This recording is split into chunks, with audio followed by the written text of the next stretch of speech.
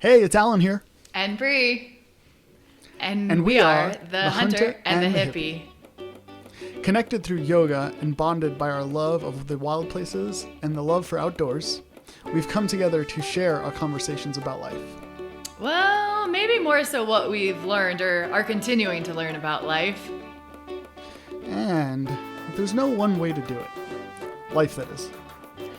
And hopefully provide you with some teeny tiny bits of inspiration to connect deeper with yourself, others, and our great Mother Earth. All right, enough already about the podcast. Let's just get to the podcast. Hey, how's it going, Bree? Good. How are you doing? I'm doing awesome. I am so excited to chat with you. I want to hear all about you watching snow melt. Oh my uh, Oh yeah. you made that post on Instagram, and I was like, "Yep." I'm like, I like say no more. I get it. Yeah. I totally get it. Yeah. So let's exciting. Do you want to start with some breathing, or do you want to? Oh, sure. Yeah. As I I need it. I need some breath. pound my second cup of coffee, my heart I, rate is high. All right. So, wherever you are, just closing your eyes or finding a soft gaze if you can't close your eyes. And let's just take 3 deep inhales through the nose and open mouth exhales together to begin letting go of anything from earlier today, anything from later today. So, taking a deep inhale, filling all the way up. And then a big open mouth exhale, sigh. And again, breathing in and letting go. One last time. Deep breath in and complete release out. And sealing your lips, finding a steady inhale through the nose and a nice, slow, long exhale through the nose.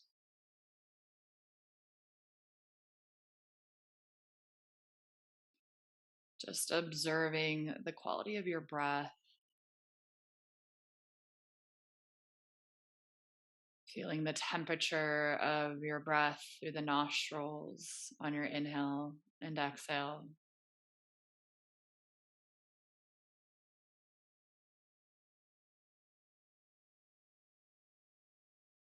Maybe noticing the cadence of your breath between each breath cycle, or if there's a difference between your inhales and exhales. And just observing without commentary or judgment, just beginning to become aware with whatever's present.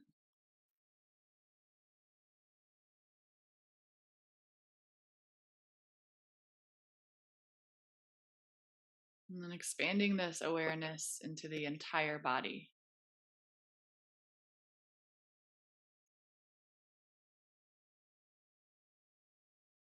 Just noticing how your body feels, maybe even how your breath feels within your body.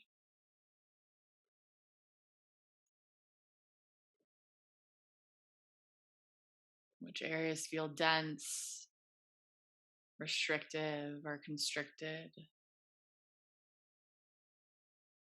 and where you might feel open, welcoming, or soft. Which areas of your body receive your breath,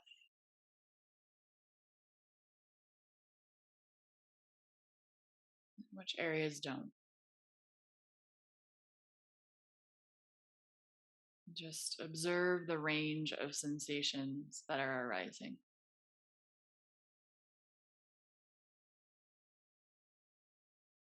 Be with it, whether it changes or not.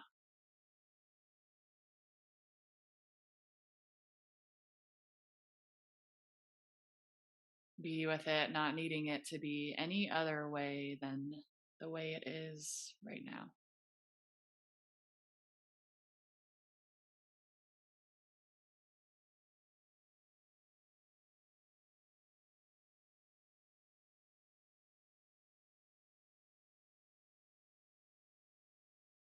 And then bring to mind a challenging experience, or maybe just something you've been stuck on.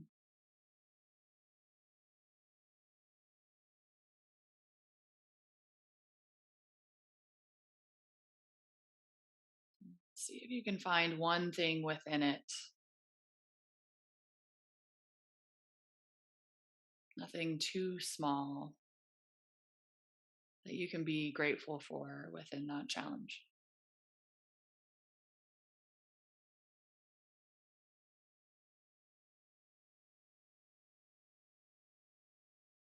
Just feeling that no matter what comes your way, there's always something within it you can be grateful for.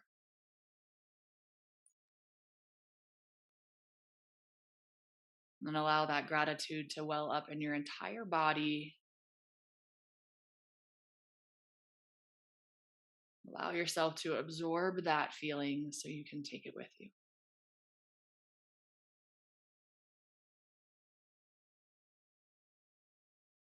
When you feel ready, slowly fluttering your eyes open.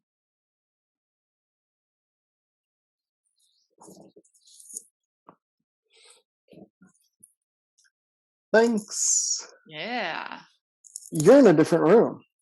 I am. I moved. See, I just noticed that. I didn't even notice you were in. You're like, let me shut my door. I figured you were shutting your same door, and No, different you're in a room. totally different room. You moved. When did that happen? Oh, I know we talked about it. It's been. We never talked about it. You know how things like love to all line up at the same time. So yeah, like hunting season and moving all in the last couple weeks. So, yeah. So things have been slow around And you. you're also in a new room. I am in a new room. I'm in Florida. I'm visiting some family. Nice. I came to the land of freedom for a bit. Yeah. Just my nephew had a bowling tournament. He's on the high school bowling team, Oh, cool. and they made it to the state championships, and so Okay. I came for that. Nice. That's Yeah, awesome. and then got to hang out, spend some time. I go home Sunday. Okay.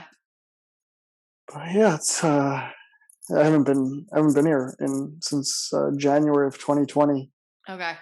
and yeah, it's crazy. It's humid. I Yeah. forgot what humidity is like. Oh, yeah. You get some nice exfoliation of the skin. Right. Spa every day is a spa day in Florida. That's how I look at it. That's the truth. So how's the new house? Is it good? Everything going on? Yeah, it's really good. It's yeah, I mean, I'm still in Cody and have a little more, not that I need more space. It's funny, as I'm moving in, I've lived in my car, I've lived in a very, like, my apartment before was smaller. I mean, I felt like it was it was like a perfect size for one person. Um, but I think with the nature of like working from home and seeing clients at home, it's nice to now be in a space where I have a dedicated space for certain things. So it's like, before, my computer and my desk was set up in the living room, which is open to the kitchen. And then where I saw private clients was my bedroom, which was very large. And I just put a screen divider from my bed so it doesn't feel creepy. But come into my bedroom, like, that's weird.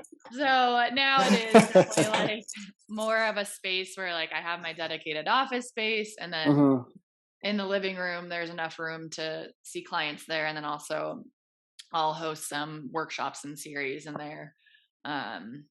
Just, when I can't host it at the local studio. Yeah. Where Nice. kind of there's not the time for it. Like, when you're at a studio, you have to work within where they don't have classes. And usually where there's classes is a popular time. So this will just add something that I can have as a resource. So Nice. That's yeah. great. That's awesome. Are But your parents in town or? no, they're not in town. They were in town right before I left to go hunt. Well, my mom was in town right before I left to go hunting, because that's when everything was closing and floors were we Mhm. put in new flooring because it's all carpet. And so she was like helping with that while I went out of reception. Um, Yeah.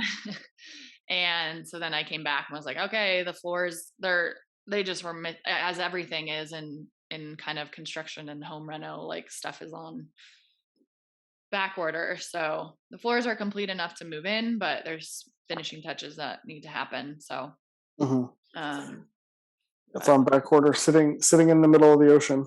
yeah. And it's Not, just luckily it's only the transition pieces between, because we have like the faux hardwood floors. And so it's mhm. just that. So all the hardwood they had enough for all the fake hardwood flooring. So that's nice that there's not like Nice. random rooms that Chunks of flooring missing or torn up. something. Yeah. But I can't paint anything until those pieces go in. Mm. And when they take off the baseboards, all of that, like it's just kind of everything's a little chipped and whatever. But Yep.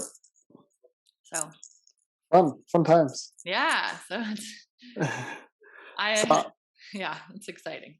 yeah. It's exciting to say the least, right? Yeah.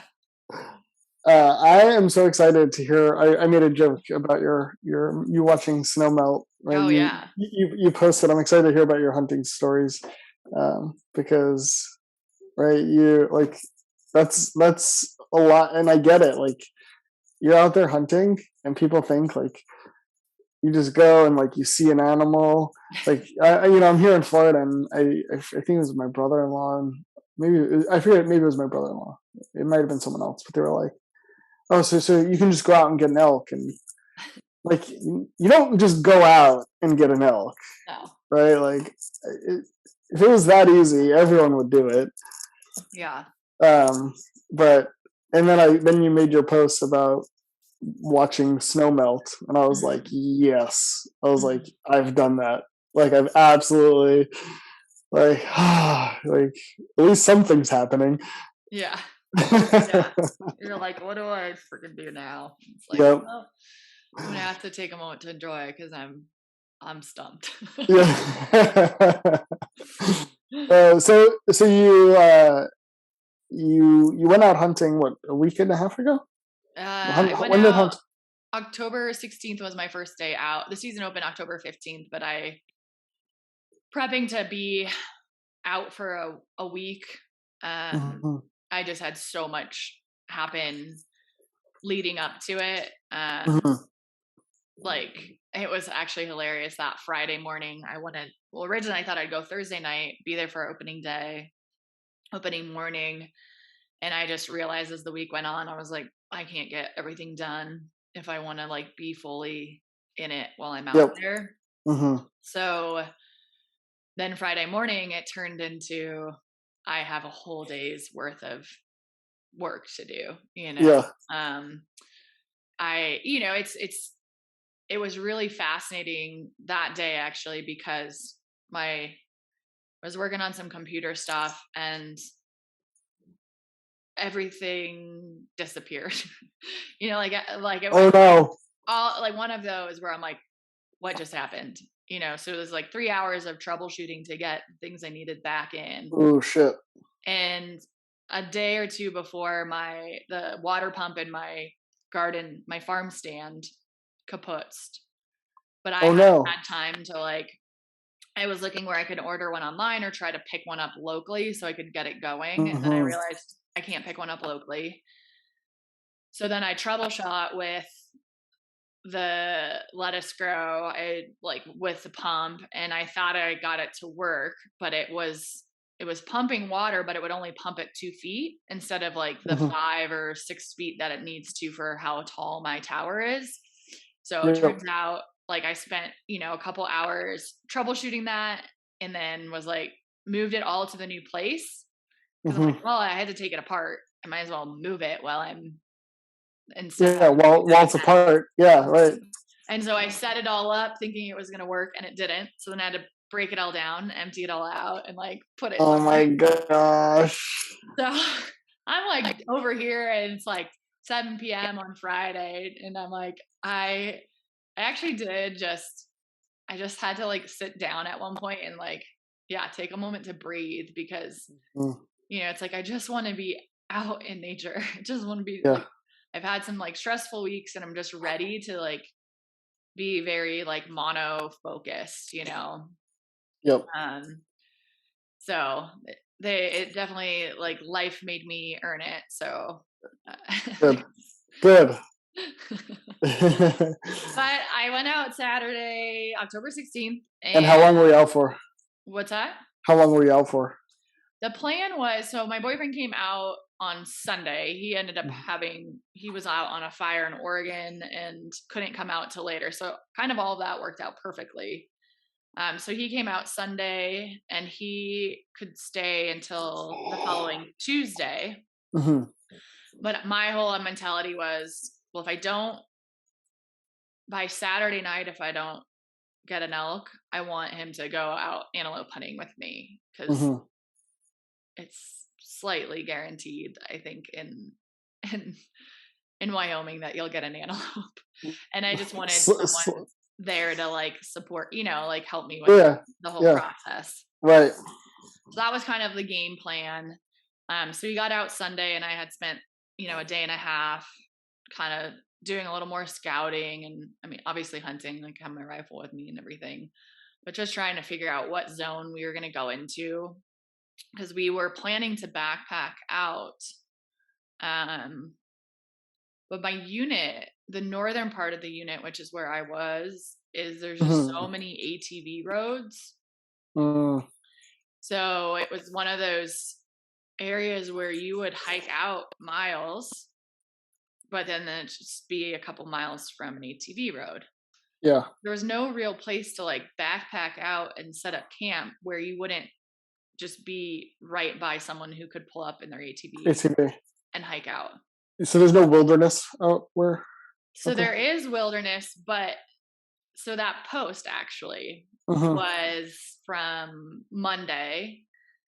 this Monday. So on Sunday, like I had explored an area, went to another place, saw fresh tracks because there was snow on the ground, Hmm. and followed it for a while, and then it crossed a creek, and like you couldn't get to where it was. So I was like, I'm gonna come back Monday and Hmm. intercept those. Like I kind of figured out some areas to cross. And I was Yeah. like, I'll try to intercept them. So I actually followed those tracks for 5 miles into this big open like meadow basin area. That meadow is probably maybe like a mile in length. Hmm. And on the other side of that meadow is an ATV road. Oh my gosh. And I knew that because we actually drove that road. Like we were able to drive Yeah. that road to that lookout. So I've looked out onto that meadow from the other side. But so that was wilderness area. That was like an area I hiked out into wilderness area. But like, Hmm. so basically the entire length of the wilderness is like for that section is 5 miles, and Yeah. it was really the southern part of the unit. I think there's more opportunity to have like backpacked out, but still like so much like I don't know. It was just kind of a weird, and there's a big chunk of private land. Um That's rough. and that's right on the other side of Shell Canyon is just this big chunk where like there's 1,000 elk just hanging out, you know. You could see them. We didn't see them. We came up on some ATVers that we were talking to, and they're like, "Have you guys seen it?" We're like, "No, like we haven't even seen fresh signs of elk. Mm-hmm. They're like, yeah, there's like we saw like this massive herd and they said like 500 elk. And then when we talked to the game warden, he's like 500, it's more like 1,000 to 2,000 elk like sitting on this private land. Really? Yeah. Wow, that's wild. The funny thing is apparently it's Kanye West, one of his properties out here. Of course it is. But, so you spent so how long were you out? So you were out from I was Saturday, out for, like undisturbed, like out for a week, mm-hmm. and then I went back for 3 additional days after that. So Saturday to Saturday, and then went out this past Sunday, Monday, Wednesday. And you haven't seen an animal. So no. So I get out Saturday, no fresh signs, nothing. And then Wednesday, we're glassing this, you can glass from the road, this bench trail on the side of the canyon. Mm-hmm. And we catch, well, Andy glassed like some elk in the trees on the edge of this clearing. And a lot of people won't, like, that was a nice thing about the bench trail is a lot of people won't hike it because it's really like it's hard to access, say, like the middle parts of it without doing a big hike. Yep. But the downfall is you can glass it from the whole thing. You can glass from the road. Yeah. There are like in the western side of it, there's areas you can just park and like bushwhack up, but then the creek crosses over the highway, under the highway. And so there's this whole zone where you can't get through that canyon of the creek. So we glass these elk. We're like, okay, we're going to go and cross the creek. And then it's about only like 2 miles by cutting the creek. And there's cattle out there too. And so we get up to like the edge of the clearing and we sit and we're glassing. And then all of a sudden 4 people come up on horses and they're, of course they do. Yeah. And they're moving the cattle out. So they come in and the elk. and yeah, exactly. So we were kind of hopeful that maybe the elk were far enough that it didn't like bother them, but we hadn't even seen them at this point once we got out there. So they cleared the cattle out and we're like, well, let's just go in the trees. We'll go in early and skirt around and see if maybe they moved somewhere in the trees. But it's that crunchy snow. Yeah. Crunchy snow and like deadfall. So it's like, yep, we're not quiet. So yeah, you can't move without making a peep. If they don't smell us, they're hearing us, whatever. So anyways, we go around and we come out and we saw a lot of moose. Did you? Yeah. You'll always see the animals that you don't have tags for. Yeah. And so it was hilarious because that day, because we like bushwhacked up to the trail after crossing the creek, we were coming down. And the area that we wanted to come down from, there's a cow-calf moose. And we're like, well, we can't mess with them. So it put us into this just like treacherous, like thorn bushwhack, like. Oh, that's awful. And it was like, and in my head, I'm like, even if we got an elk, like, I don't know because it was super steep too, I was like, how this is gonna be like really sketchy to pack out. Yep. It sure is. So that happened, and then we decided one of the game wardens had told us like they were like, oh, they're shooting a lot of elk in these areas, and it was the BLM land behind the western end of the canyon. So we decided to go back and try to find a way if we can hike out to this one area. We take the road for a while, and again it like kind of turns into ATV road type stuff. We park it where it doesn't feel like as far as the truck can go, and we hike up this mountain, and as we're getting to the top of the mountain we hear like and we're like literally get up and it was like ATVs going by and we're like just worked our butts off to like. That's so frustrating. So we sat down and we were just glassing there, and we're like, okay. And this was still like very sagey area. It's probably their like there's lots of signs of old elk signs. So like this is a winter area, and we see some trees like kind of far off, and but there's these two gulches, so these two big canyons between us that are impassable. So it was really like we had to go around to this other area in BLM land to hike into where we could even figure out where to go. So we start looking on Onyx, seeing is there a passable place from the bench trail area that we could cross over? And I see this like, looks like a gully that might be passable. So we decide like, let's go into town, have a burger, like reset, and then head back out in the afternoon. So we do that, and we hike into the area where we think is passable, and it's this like this rock fin kind of comes out, and as we get around to see, it's super like cliffy in there, so it's not something. So it wasn't passable. Wasn't passable. So like, let's just walk along on this. We were like a couple benches above the actual trail. So we start to hike along there. We get into this small little like knob, and we're standing, and we're kind of thinking like, let's head over to this draw and like we'll glass from there. And the light hits something on that draw. And Andy goes to pull out his binos, and I was like, oh, like that's an elk. Yeah, so we that's like an elk. Yeah. We see some elk, so we sit down in this little depression, and we're all along this draw.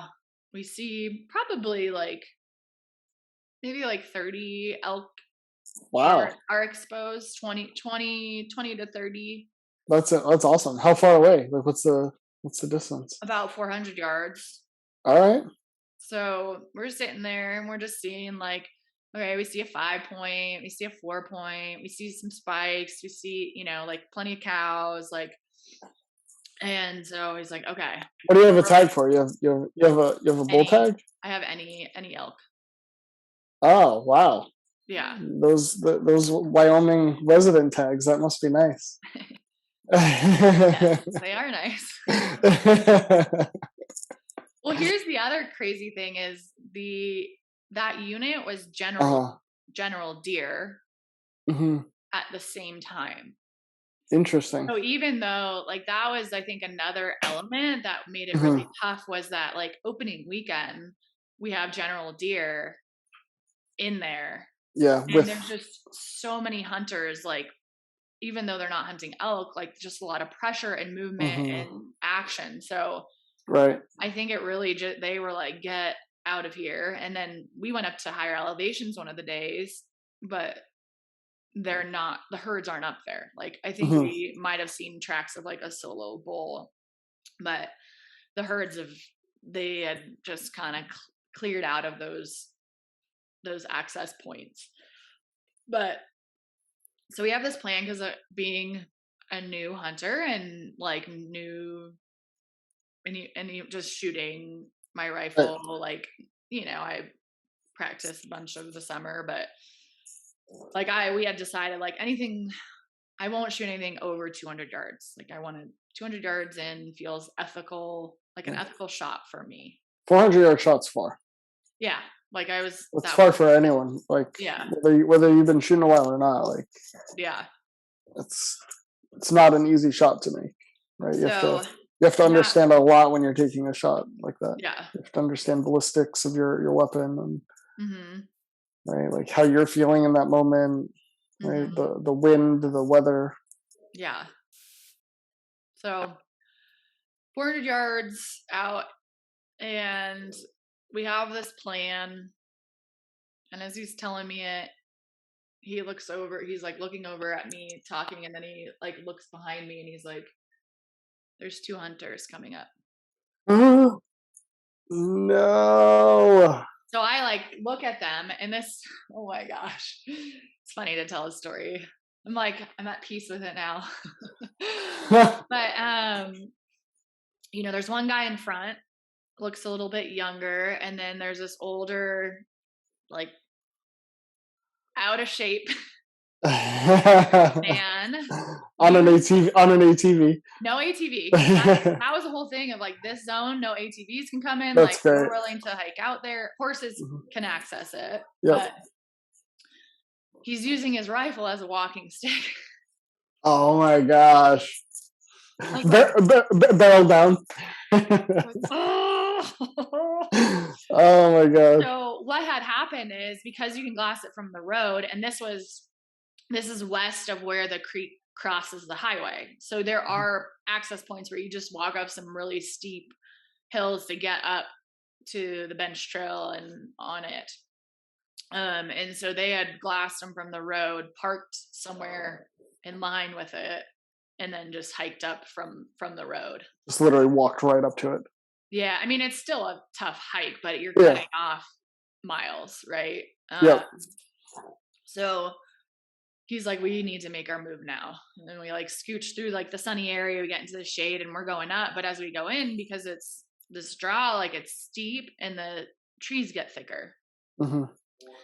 And as we're kind of getting closer, we get to a point, but it would be like a free, like a shot where I had nothing to rest my right. We were like 175 yards, but nothing to like brace my rifle on. And it was just kind of one of those things too, like, is that really smart to take? And it was a pretty small window.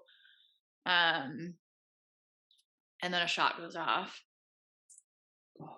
And so we're like, the herd is kind of up this draw and then against this canyon wall, this rock face.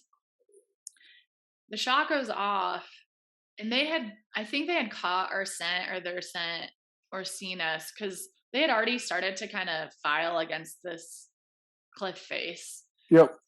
And the shot goes off and it's not like they all just bolt, right? They don't bolt. Yeah. So they just continue to file along this cliff face, and we do have a window between the trees of it, but they're moving, so I'm not gonna, and I can't see a full elk even to like know what I'd be shooting at.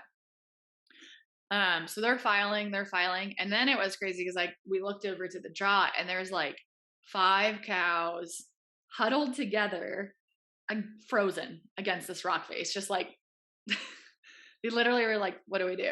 Like, they're just standing there like, was that one of us that got shot? Yeah, they're like, what? And especially in the canyon, it reverberates, Yep. So we're still like, hey, we might, there's a possibility, like if they're not all moving, like we might be able to get in. And it just like the further up we get, the thicker it gets, the steeper it gets, the harder. There's no clear view. Yeah. Another shot goes off. Okay, second hunter. No, that hunter didn't have a rifle. Oh, interesting. Same hunter. Second shot. So I was like, what was that? And he's like, well, he might be finishing it off. Like, finishing it off. Yeah. Yeah. Things like that. Yeah. So I said, like, we came from the way that they're filing out. And I was like, the cliff face comes down. So why don't we go that way and try to intercept them? So we cut them off. Pick up my pack. We start going that direction, start coming up. Another shot goes off. What? Yeah. Oh my gosh. And so after the second shot, they yelled something. And so Andy thinks they were like, well, we got it. Like the first shot was total miss, probably. Second shot got him. And then that third shot, they had probably hiked up and finished it off. So, but as we're coming up, we get up and there's this big rock and the part of the herd stopped. And so we set up my pack, set up my rifle, and he thought we spooked a bull, like ran off to the right. I didn't see the bull, but we didn't. I don't think it was us that spooked him. Who knows what happened because the rest of the herd ended up just they weren't spooked or anything. They were just hanging out there, and then they just start feeding. Mm-hmm. And this is the the interesting kind of observation of like human nature in a sense. Yeah. In that, like, I went out to get meat in the freezer, right? Uh-huh. And here I am with a cow, perfect broadside, 125 yards. Yeah. And because we knew a bull got spooked over, I decided, okay, well, I'm going to wait for that bull to come back. Yeah. Well, how long did it take for that bull to come back? The bull did not come back. Yeah, I know. So we had probably spot that herd around 3:30, and now we're at about, by the time we get here, starting to wait, I would guess it was maybe 5:30, 5:45. I have no idea. And we're waiting and we're sitting, and the cows are sitting there and just doing their thing, and have my crosshairs on a cow, and 6:20, and that's sunset. So shooting hour, we have 30 more minutes. Yep. Sit there for 30 more minutes. The cow's still on your sides. I can still, at 2 3 cows, I had opportunities. So what was your deciding factor? Like, you're like, day's about to end. Like, why didn't you pull the trigger? Like, so it's funny, like, Andy asked, like, talk to me before the hunt, and I said, well, I would like to go for a bull. But towards the end, if that's not happening, I'll shoot a cow. I want meat in the freezer. And obviously we've said this on this podcast before, you shoot on the first day what you'd shoot on the last day. Right. So it's a much different decision when you're out there, though. Like, you say that, and it's very different when you're in the moment. Yeah. So what I find fascinating is, this was Thursday, and I'd been out since Saturday, and I was going to be done by Saturday night. And so that really, really should have been, I mean, with the lack of elk that we were seeing, it shouldn't have been a question. I should have shot that cow. I think we just felt like bull was right off there, and he might wander back because they weren't they weren't spooked out. They were really just hanging out, and it wouldn't be surprising when we were watching them on the draw, they were wandering around, and this is what's wild, though. So shooting hours are over. And while we were watching that, well, first of all, I think one of the beautiful things about not being able to shoot from super far away, and this is the same thing with archery, is you get such an intimacy with the animals. Absolutely. Like, they're just chirping, talking, like, boo, boo, boo, boo, I mean, we sat and listened to them for over an hour. Yeah, it's so cool. And it's just so cool. You're like, I wonder what they're talking about. You're like, what is going on? We hear like I kept joking. I was like, because there were a few spikes in the group. And there was like an attempt at a bugle, and I was like, oh, that's probably like one of the teenagers like trying to get his bugling down. His voice is cracking.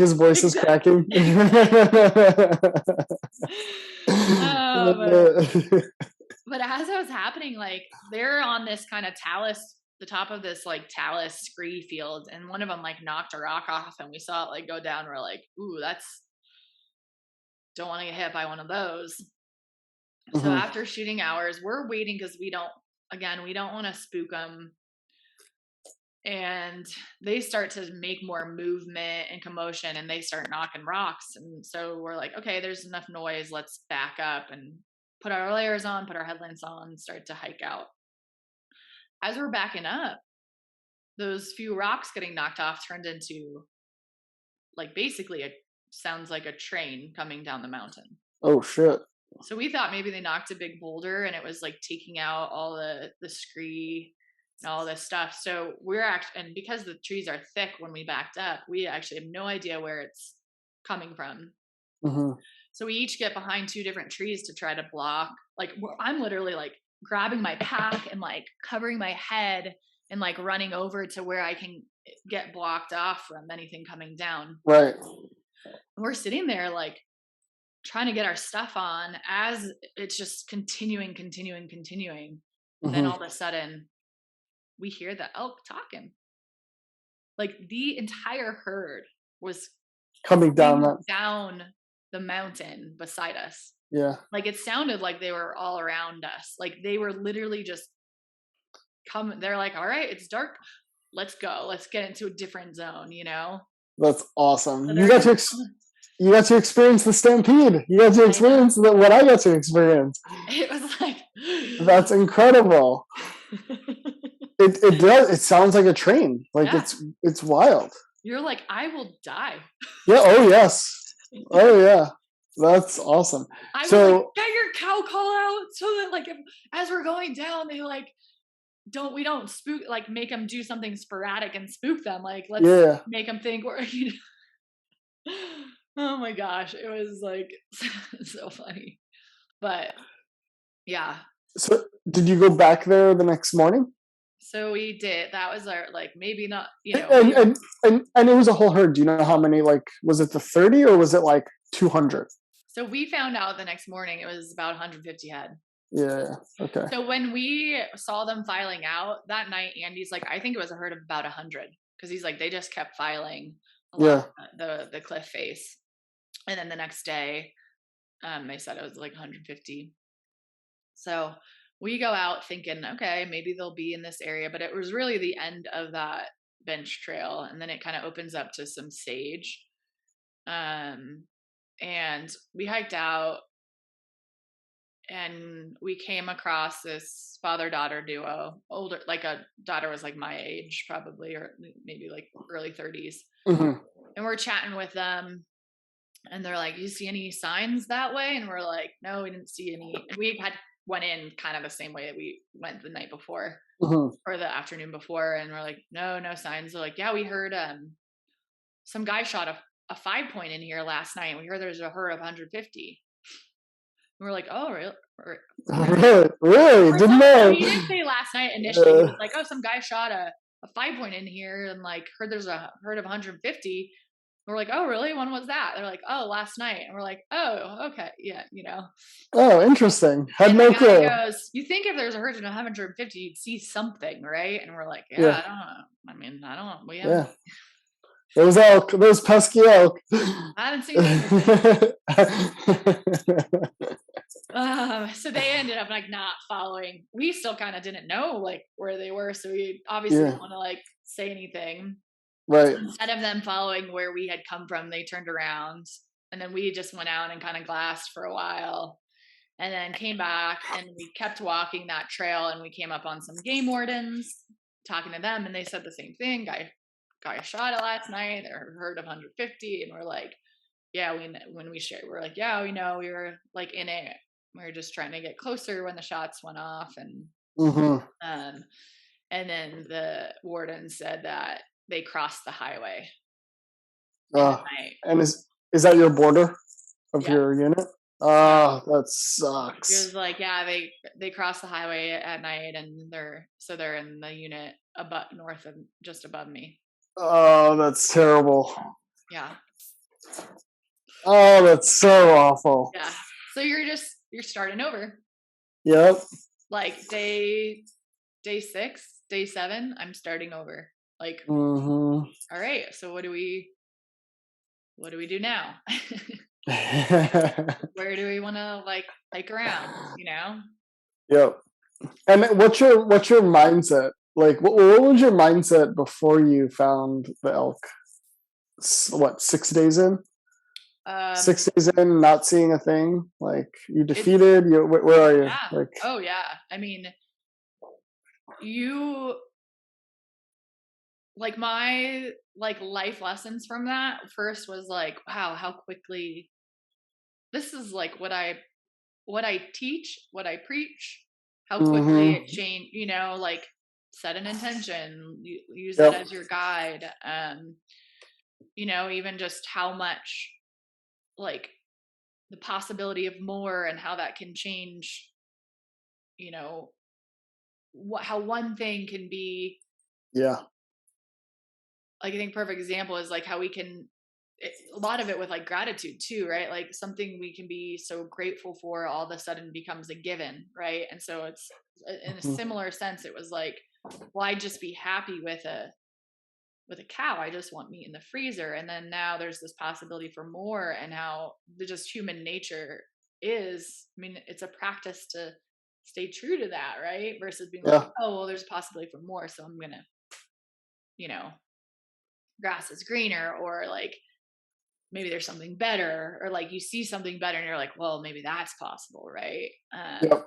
Versus being really just grateful and steady with Mm-hmm. what you want, Yeah, and I'll challenge you on that just because you set the intention, right? Like, yeah, your overall intention is to fill the freezer, but like you told Andy, right? Like you want a bowl, Yeah. and then at the end, right? So like, it wasn't like you're like at the beginning, you're like, I'll take meat in the freezer, like that's all I want, right? Like meat in the freezer was the minimum goal, Mm-hmm. right? But you still went out there with like, all right, I want a bull, and if I have to, then I will shoot a cow. Yeah. It wasn't like you were like, I just want meat in the freezer, and then you went out there, you saw the cow, and you're like, but maybe, right? Yeah. Like you weren't like going up. Mm-hmm. So I see what you're saying, and I agree that like yes, we do that often, right? Like it's right, we do that very often. Well, what if there is something better, right? Yeah. What if this isn't everything? But you already had that intention set, right? Mm-hmm. You had that intention set of I'm going for a bull, and yeah, and then it just didn't work out for you, sadly. Yeah. Well, and I think, and maybe it's also getting more specific, right? Like by Mm-hmm. what day do you say, now it's meat and free, Yeah. like now it's, I'll shoot. And I think hindsight again is 2020. And I think it was for not seeing any, it's one thing if we're seeing elk every day, Yeah. right? Then it's like, yeah, let's stick with this bull direction. But Yeah. we're not seeing anything.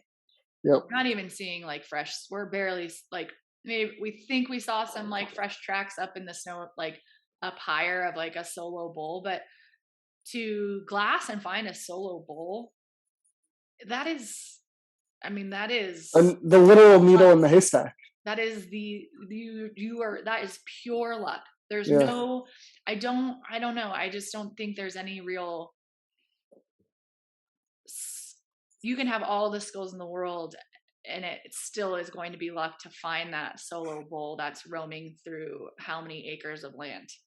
Yeah.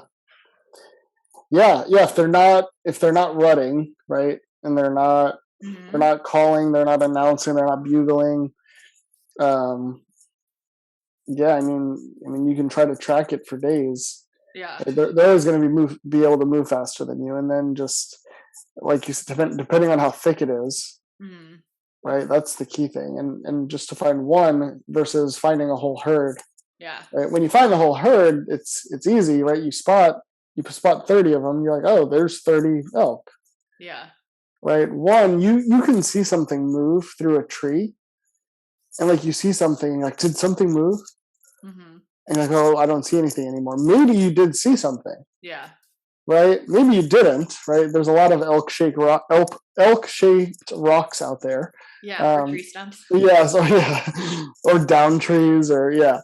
There's a lot of things that look like an elk that are not elk. That's for damn sure. Yeah. But it's tough. It's tough to find that one thing. Yeah. And for me, like I'm thinking about, like I don't know what I would have done because I wasn't in that situation. But like I'm thinking, I'm like, oh, like I would have did exactly what you did, but right at last light, I think I would have shot the cow. Yeah. All right, this is all I'm gonna get. But who knows, right? Like, who knows, right? Like, yeah, you don't know until you're there. And in my first, in my hunting story, my first archery bull, I had a shot on a cow. That would have been my first archery kill, and I didn't take it. Yeah.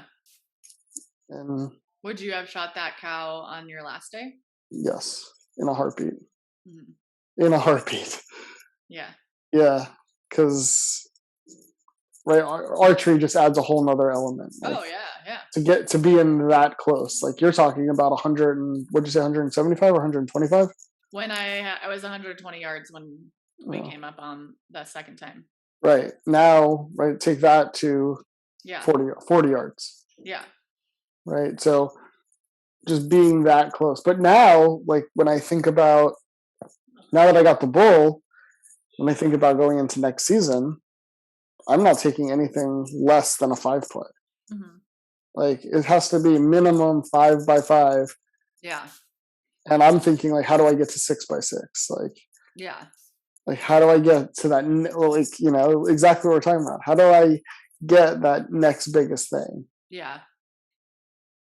Mm-hmm. And I'm content, right, with what I have, but I'm never satisfied, right? Like, like I'm always going to strive to be better. Yeah. But that comes with frustration and right, like passing on. The ultimate goal is put meat in the freezer.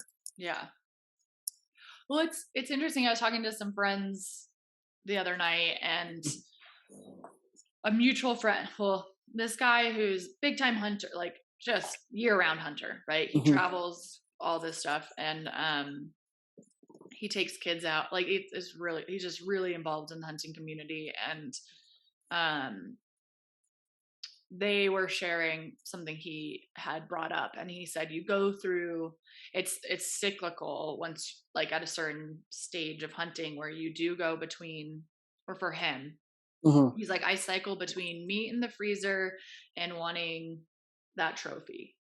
And it's like, and so I think that's an interesting, just I don't know how many years he's probably, again, like late 30s, and I think has been hunting his whole life, and he's like, I go through that of like, or I just need to fill the freezer, and then it's like, no, I'm going to go for, this trophy bull or whatever animal, whatever he's hunting. Right. And it does make sense. Like, I also think if I had meat in the freezer, I'd be willing to, like, say, pass on certain things. Yeah. Right. If I knew that I had food for the following year. Right. Then you have that luxury of picking, right? And really doing it for the sport of it. But then I wonder if there's a correlation in that cycle of, I have meat in the freezer, so I have the luxury to go for something bigger. Or you're in that period where I'm like, I really need to fill the freezer. I'll go for take whatever. And it probably depends on like what tags you have, right? So if like, like I filled my antelope, I'm going to try to fill my deer. You did fill an antelope. I did. Did I not tell you that? No, we haven't gotten there. I'm so excited. Like, oh gosh, okay. Yeah, so you had a successful hunt. We'll get there. Let's stay on elk though. But you filled an antelope. I want to talk about antelope now. So let's go back to like the physiology, like your body, like were you like like before you'd seen an elk, before you found this herd, like are you like you're mentally exhausted, you're physically exhausted? Like physical, I think, like I wasn't as physically, I mean the days we averaged 9 miles a day. Yeah. With a pack. And I'm not on a trail. Not on a trail. I mean, some trails, a lot of bushwhacking. Yep. I mean, it's elking. You're going uphill both directions. Yep. And again, the weight, which for me, like, I do. I mean, weight is just different than running. Yeah, it's different carrying a rifle, like. Yeah. Rifle on your side or however. Right. Yeah, you got your rifle, you got your knives, your game bags, you've got layers, you've got food in case you're out for the entire day, Mm-hmm. water for the entire day.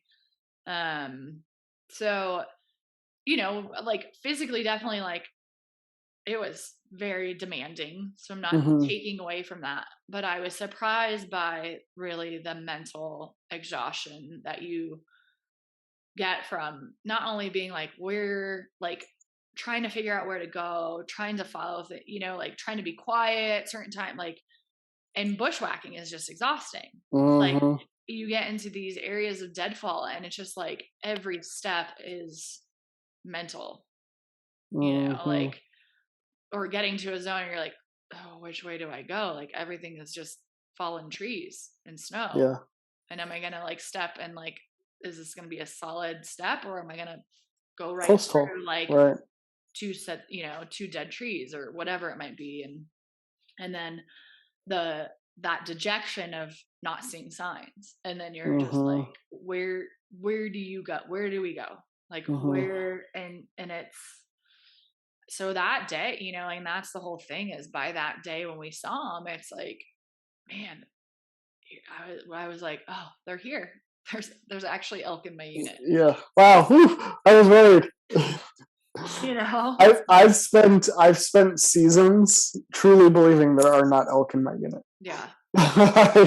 Not seeing a thing, and Yeah. it's funny you put again. I go back to that post about you watching the snow melt because that was after your week-long trip. That was clearly after you were successful with antelope, um, right? Like, and you go out there and you're like this is all I got.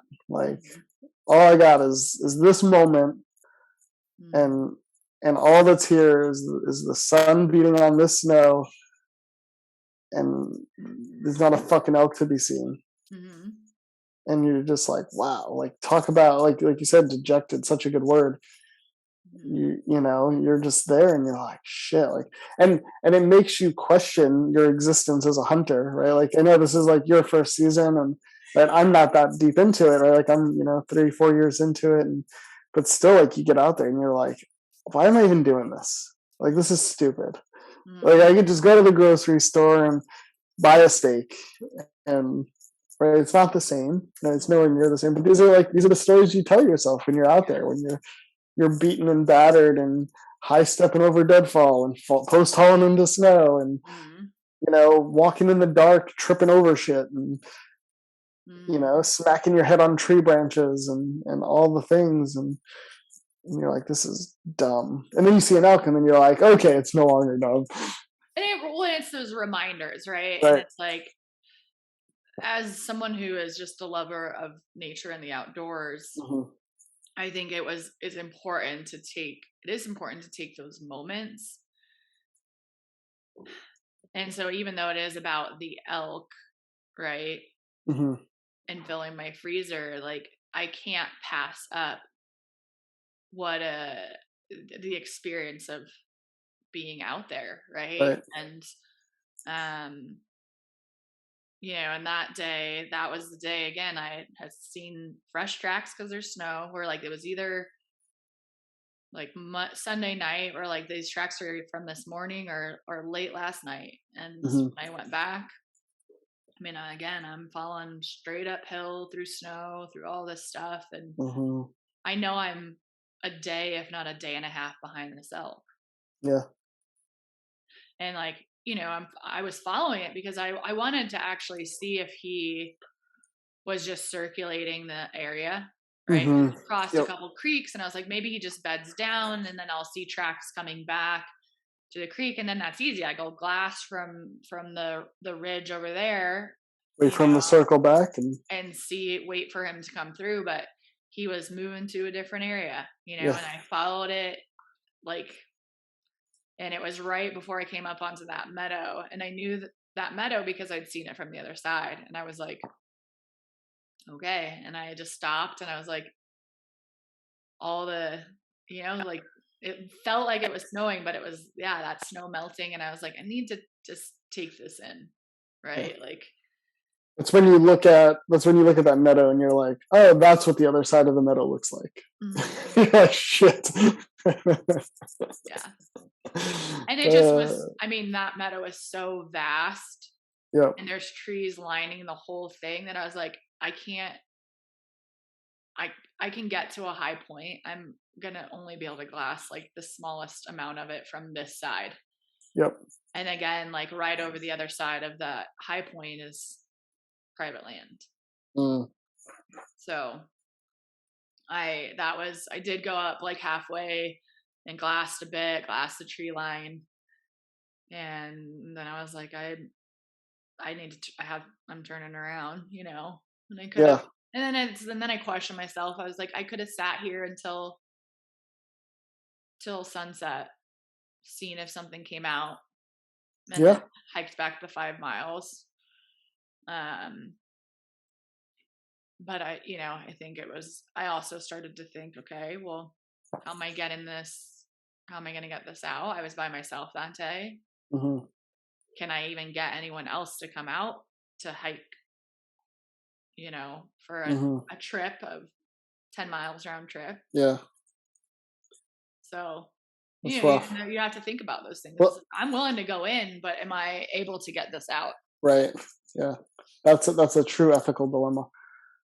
But, and yeah, you have to be able to, right? Like it's funny, you make decisions, like you're saying, like, oh, like maybe I could have stayed. Yeah, maybe you could have, maybe you wouldn't have seen anything, maybe you would have. Like every decision you make, you question. Yeah. You're like, is this the right decision? And that's the thing, like you're not, like you're trying to make the right decision, but there is no right decision. Mm-mm. Right? The right decision is watching the snow melt and oh wow, look at that view, look at that sunset, and taking advantage of all of the things that you get to take in while you're out there. Like while you said the goal is the elk, it's also appreciating what's leading you, what's leading you to it. Yeah. And I think that was like the other part is, again, like you get to see your own human nature, like just human nature as a whole, but also like stuff that I work on, right? Personally, like personal growth type stuff. You get to see it show up and that was another thing that I've worked away from was being hard on yourself for being like, I could have done more. Yeah. And actually just being able to be like, acknowledge all that I did do. Right. But even till yesterday was closing day. Okay. And I ended up in the morning. I was debating. I'm like, okay, I have yoga in the morning. I have like my nidra at noon. Maybe I drive. And here's the thing. It's at least an hour and a half drive one way to my unit. Yep. And I had gone out Sunday, Monday, Wednesday, and just for day trips, right? Yep. So 3 hours of driving minimum. Yeah. So like I had already driven that week 9 hours minimum. And I was like, well, maybe I'll go out this afternoon for the like just closing day. Like that's all that I have that I can do. And cause I was like, I could have done more versus like, look at all that I did put into it. Like all that I did. And, and I was like, am I not wimping at, like, that's not the right word, but it's like, I just questioned it. And I think that used to be, again, when I like was in corporate, like it was always like do more versus like, no, look at, again, reflect on everything that you've done. Right.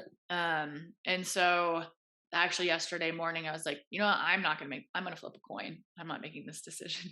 Cause I also, I put with moving and everything, like a lot of my work has been on the back burner. So there's a lot of stuff I needed to catch up on and all of that. And so I flipped a coin and the coin said not to go. And I was like, all right, like, yep, I'm not going. And I can't like regret it. And I can't beat myself up about for sure. giving that last day, and I have to Yep. realize how much I have given to it. So Yeah. yeah. Well, I love that you say, right, the human nature, and this is right. I've talked about this in my story of hunting, and we didn't label it as human nature, but like that's what it is, right? That's when I'm out there, and like who do you say you are, Mhm. right? Like right, what you said is one side of that human nature, right? Like it's just to downplay everything that you've done, Yeah. right? But then there's the right, who do you say you are, and Mhm. then do you really show up as that person? Mhm. And I, in my stories and other episodes, right, like you hear like you're at odds with yourself, like you, especially when you're by yourself out there, Mhm. right? Like that's really like when it gets crazy because it's just you, Mhm. and it's who do you say you are, and then are you actually living up to be that person, and then is that who you really want to be? And and it's like the story when I read my journal, I'm like, wow, like I'm not being who I said I was, Yeah.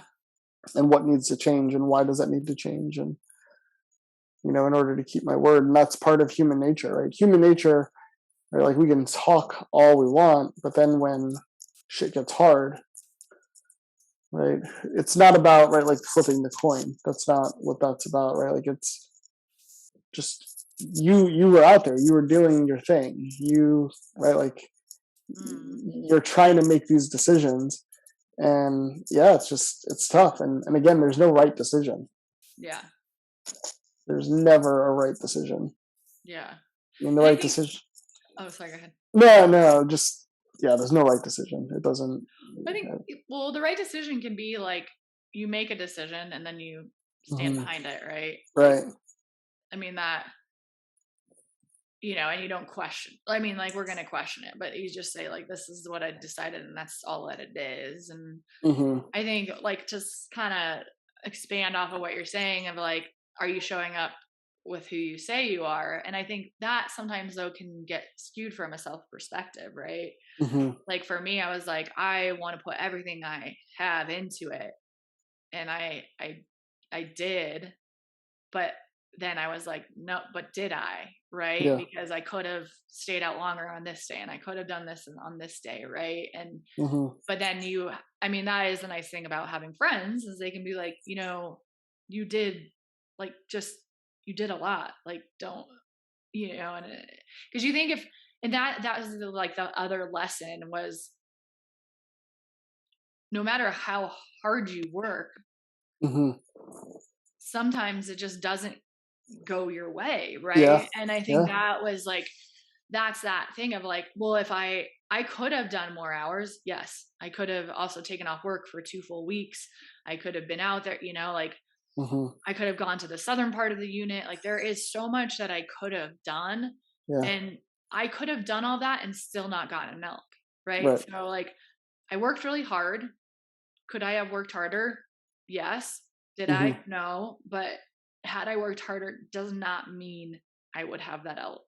Right. And that, I think, is really interesting and unique about hunting versus other things, Hmm. like other activities of like, say, even just running like that.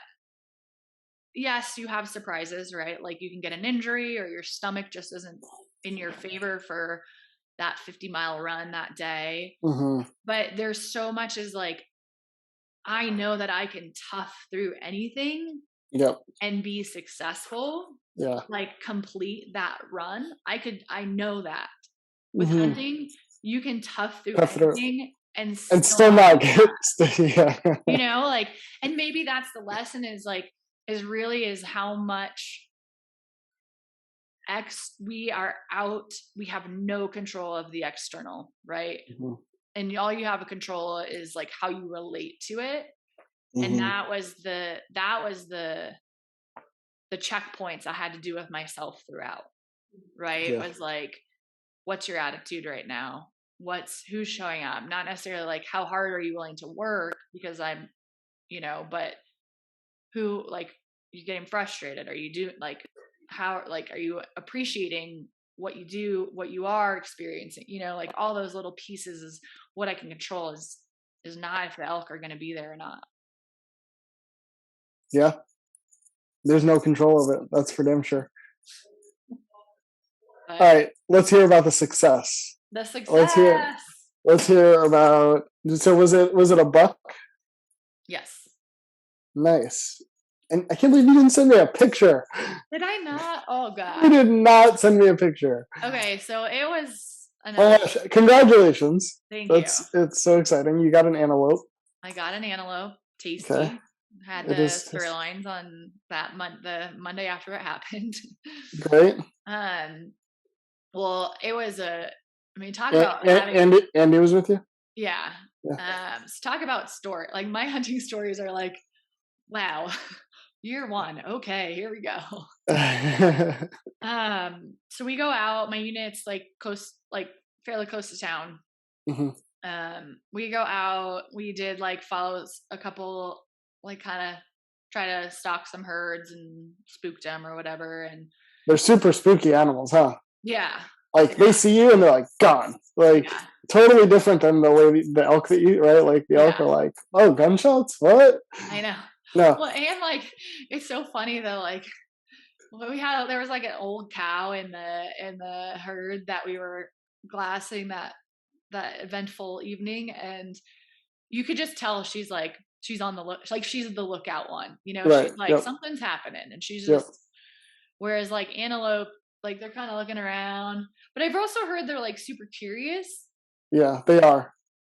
I've had during archery season, I had a buck walk up to me like 95 yards. He wouldn't give me a shot, but like I got him in.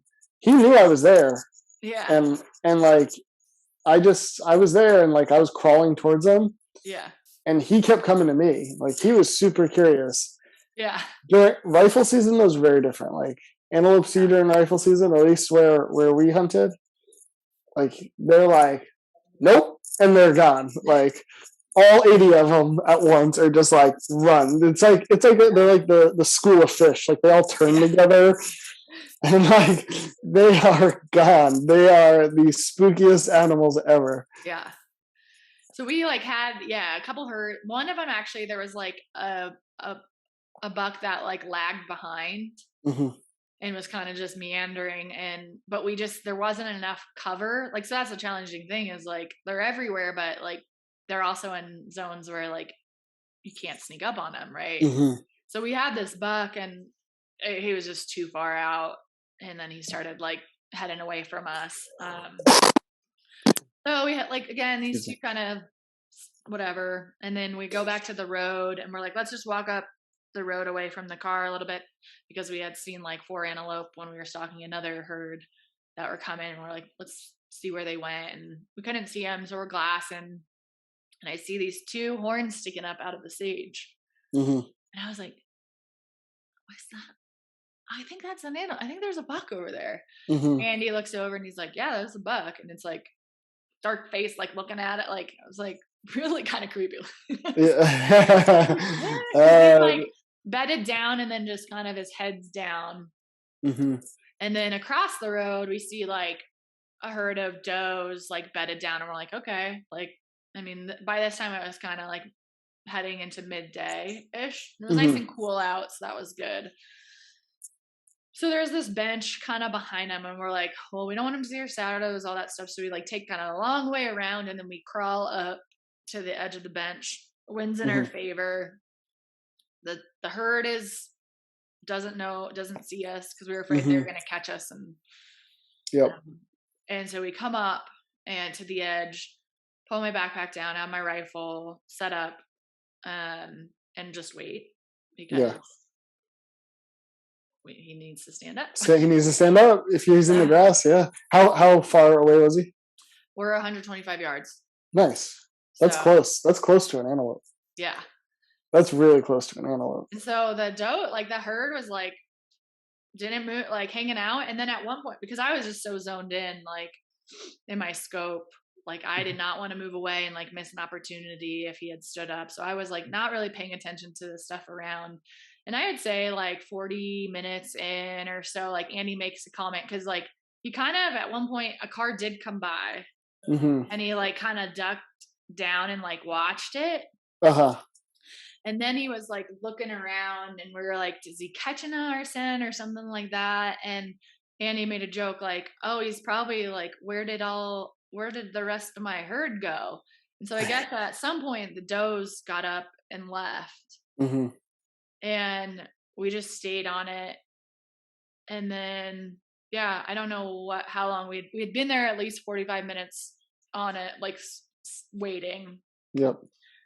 He stands up and his hindquarters wounded. Oh. Yeah. And so then I'm gonna be honest, I like See, shot his other hindquarter. I was like, because this was the thing, is like my first thing is he's wounded, take him out of his suffering. Yeah. Second thought was there's not a lot of meat on antelope. And it's like I haven't filled my elk tag, you know, and then it's like, and then I was like, I I dislike that my mind even went to the place of like, well, I want a full antelope in my freezer, you know, like that. I even said like, you know, that I was questioning whether to shoot him or not. Mm-hmm. Was he shot, or was it a shot? It looked like he had been shot in the hindquarter. We couldn't like tell, like once we got up to him, we saw everything that like figured out all that was going on. But I questioned it, and I did turn to Andy, and I was like, you know, I was like, oh, like, you just been shot, you know, like what do we like? And I was like, what would you do? Because we knew that, like, especially a hindquarter, like that's like that's the meat, good piece of meat there, yeah. Right? And I was like, I feel like I need to end his suffering, and like, but I also like, what, you know? And I was like, what would you do? And he's like, I would end his suffering. And I was like, okay. So I'd shoot him, drops. We go over there, and this antelope has lived a freaking life, man. Really? So the positive thing is, I think, like, and now I can't even remember, but like, it's not a ton of the hindquarters were like destroyed, so that was like nice. I think it kind of skimmed his butt like ish, and he just had blood, so it wasn't like it went through the meat. Yeah, on both sides. Yeah. Like, so that was nice. It was, some of it was lost, but he also like right by there had like this big chunk of hair missing, so like looked like an old scar. So whether he had, maybe, I don't know, who knows, coyotes or a battle with another buck. His front shoulder was dislocated. Oh shit. Was that from your bullet or no? He has I think he got hit by a car. Oh, interesting. I think he got hit by a car at some point, and then he had been shot. Gosh. He had been shot in the ass. That poor antelope. So no, it's crazy though. And then he's got this scar on his snout, and then one of his horns is like shredded. So he definitely fought. He definitely is like has gotten into some fights for sure. I want to see pictures of this thing. And he just like, yeah, it was like, it's like the tip of his horn is missing. Oh my gosh. So then because it was cool enough and I wanted to practice field dressing just for when I was like, be prepared for the elk, we like did it all out there. And what was interesting is his other front quarter was super bloody and like and so I was like, I swear my shot didn't go through his, like, I was like, why is that? What's going on? You know? And then when we got back and we were butchering it, like I'm back and forth, like he's skinning it off the bone. And then I'm kind of back and forth, sealing it, cutting it, whatever. And he's like, look at this. And there's a hole through one of his other front quarter, not the one that was dislocated. And I was like, did he get shot? Like, was that like maybe an old bullet wound? He's like, no. And he like moves his leg he had broken that other leg, and it was like a compound fracture. So basically he had continued to run, I think. Oh my gosh. I think he continued to run on his broken leg, and it like the bone had like cut through his muscle. Whoa. Yeah. Dude, nature's gnarly. We're a bunch of pansies, us humans. Like these things like, are getting shot in the leg and he got away, or like obviously the yeah. puncher couldn't finish him off for that hind court, like Yeah. that one, you know. Sadly, so last year when we went out antelope hunting, we took a guy out and he shot a really small doe that had been shot. And sadly, I think a lot of hunters will take really far shots on antelope because they're so spooky. They're fun to hunt, but they're tough to hunt. They're tough to get in close. And you have hunters that'll just start throwing pot shots out there, and you'll get exactly what you got, right? Like you'll get bullets in back legs and yeah, my buddy had the same thing. Like when he shot it and killed it, and like it was clear that it wasn't using its back leg, and so it's sad. It really is sad, but it's also right. This shows the resilience of these animals, right? Like all these animals, like this buck sounds like he's been through hell and back, right? You know, literal, and he's managed to survive to talk about it for as long as he did. Yeah. So yeah, bring that up. I really, I mean, I had a moment in that experience where I questioned stuff. You know, I was just like, there's going to be one-offs, right? Like, who knows? It could have also been like a 12-year-old who was taken out, you know, like who knows what happened there, but it did made me like have a like question, like, what are we willing, like, and even with the elk, that the two hunters we chatted after the day after the event, they had been talking to someone who shot an elk from 850 yards. And I thought, we talk about fair chase as hunters, and is 800, like, is that fair chase, you know? And I know long range shooting is an art. It is very much a skill. But I like, there's a part of me that just thinks like fair chase, like the animal should have the opportunity to smell you or whatever it might be, right? Like, you know, and again, I don't want to take away from the skill of shooting from 400 yards, 500 yards. Yeah. But they really don't really have a chance. And like, I think that's the draw to archery for me, is like, you have to be like being able to track, like stalk, sneak up on something is just, it is truly like like I think the like epitome of a fair chase. Yeah, I think that, right, to each their own, right? Like how you define your hunting experiences is up to you. Yeah. Right. So that's like the first thing, is like, if you want, right, like, right, when I think of fair chase, I think they always have the advantage, whether I get them at a, like, and this is just my mindset, right? Because like, this is their home, right? Like they have 4 legs, they can run through the snow, right, like right, like an 800-yard shot for me, like I shot my elk at 520 yards. Yeah. And them not knowing that I'm there, my thought is like, yeah, like I did good that I didn't let them know, like, because they still have the opportunity to know that I'm there. Yeah. At 520 yards. But I think that, right, like, but that's also why I love archery, is like, it's a very different game, right? Like, it is like, to go from 520 yards to 40, Mm-hmm. is massive. Mm-hmm. And yeah, like you can't, right? For you, maybe that's right. Maybe taking a 400-yard shot isn't what you want, isn't how you want to do it. There's definitely skill in it, right? Like, Oh yeah, you yeah. know, and I say, like, people taking these long range shots at these pot shots at antelope,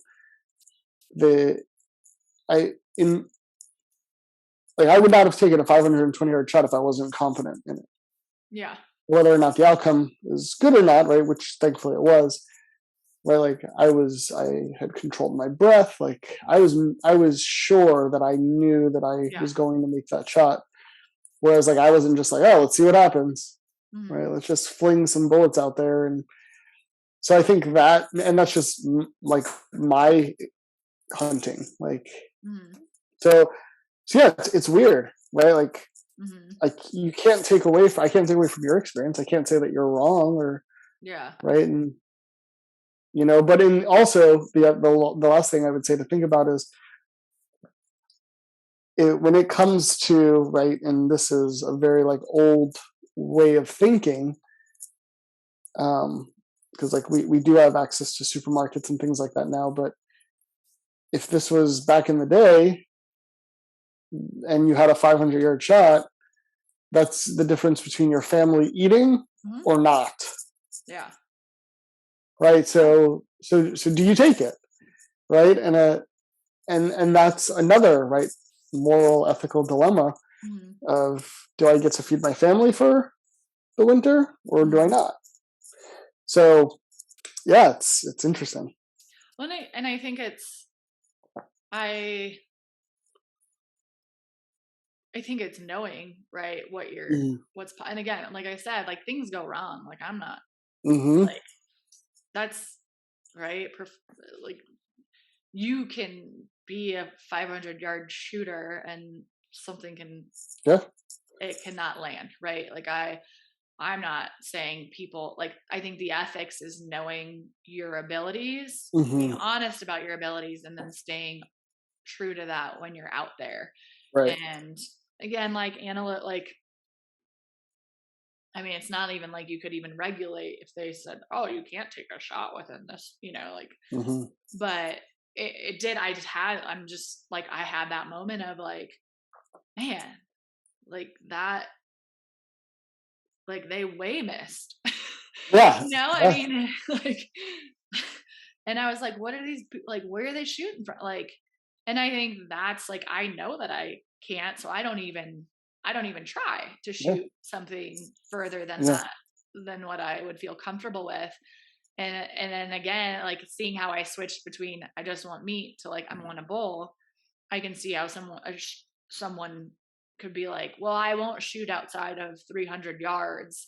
And then there's an animal that's like 350 and you're like, here I am. Maybe I'm right. okay, like, right. My buddy is right where we're taking him hunting. My buddy Ganesh, and it's his first. It'll be his first hunt, and he's like, I'm not taking a shot. I think he said like 300. I'm not taking a shot past 300. I'm like, I was like, you say that, but right, like when you're there, like that's why, and you have to be disciplined, right? Like you have to know who you are. You're shooting. And then you also have to, right, like I've practiced at 800 yards. Yeah. So when I had a 520-yard shot presented to me, it wasn't something I haven't done. Yeah. Right. And that's the key, is like, it wasn't new. Right. It was new on an animal, right? Like there's this organic object that I'm actually shooting at, but it wasn't new. And that's the key thing is, right. And like, and don't use the word I can't, I'm going to correct you. You can shoot at 400 yards. You just haven't yet. Yeah. And you haven't tried. Right. But, and you'll get there and you'll maybe, right. Like you eventually will probably shoot that far, maybe not on an animal. Right, as you just shoot more, right? Like you want to start like getting out there, long range shoot, see how it feels, looking at the ballistics of your bullets, But maybe you'll never want to shoot an animal at that far. Yeah. And like, again, that's part of you and your hunting experiences. Yeah. And that's cool that you could stay true to that, right? Because you had the opportunity to not stay true to that. Yeah. Right? Yeah. You could have been like, oh, fuck it. Like, there's a herd of elk there. I know. Yeah. And I think that it comes down to like a very strong respect for the animal in terms of, I am going to only what I'm comfortable with right now. Right. Like, because if I don't, that's the antithesis of why I'm even hunting. You know, it's like, I think why we all move away from wanting to buy food at the grocery store. Is because we do have a huge respect for what we're consuming, right? The experience of what we're consuming, not and obviously like our health is huge, but I think there is, maybe not everyone, but I know for myself it's very like as involved in the process as I can be. I want to be, and that is the beauty of hunting and knowing where your meat comes from, because you are every part of that process, and that means having it die as peacefully as possible. You know, and me taking a 300-yard shot when I've never shot that far, right, is really right. Like, it's not in line with like my values around why I'm doing it. Yeah, for sure. But it's exciting. Yeah. So you got some meat in the freezer. Yeah. I'm going deer hunting this weekend. I was going to ask you, when's deer hunting? So it's this weekend. So my whole thing was, well, and it's funny, general deer is closed in my area, so I'm going to go over to the eastern part of the state, and I'll be close. Andy is like an hour from the border of Wyoming, so nice. We kind of I said, if I don't get an elk, then I'm going to come over and deer hunt over the weekend. So deer hunting is very different. Yeah. Do you have a buck tag, or is it both? Or? So general right now for that area is antlered deer only. Okay, cool. Yeah. Yeah. So based on like how you're hunting, having Andy with you, like you're gonna get one. I'm confident. Okay. I'm confident in you. So I had a deer tag this last week. It's actually going on right now while I'm in Florida, and I didn't fill my tag, but I had a buddy who I met at a jiu-jitsu camp who had a doe tag. Yeah. And he reached out to me and he's like, hey, do you know any good places to hunt? Yeah. In this unit? I'm like, I have a tag in that unit. And I'm like, so I'm not telling you where to go hunt. And then he told me, he's like, oh, I have a doe tag. And I'm like, you have a doe tag? God damn it. I was like, come with me. I was like,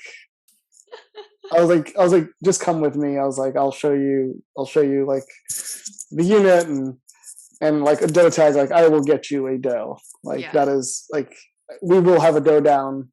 No problem.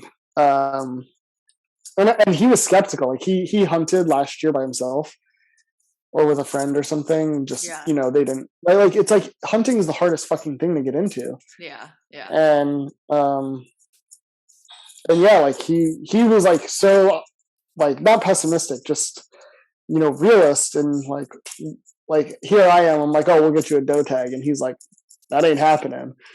And I'm like, and I'm just like, I'm 100% confident. Like at this point, like a doe tag in Colorado, like in Boulder, because like that's where we were hunting. Yeah. I'm like, we are going to get you a doe tag. Like it is going to happen. Like I will get you a selection of doe to choose from.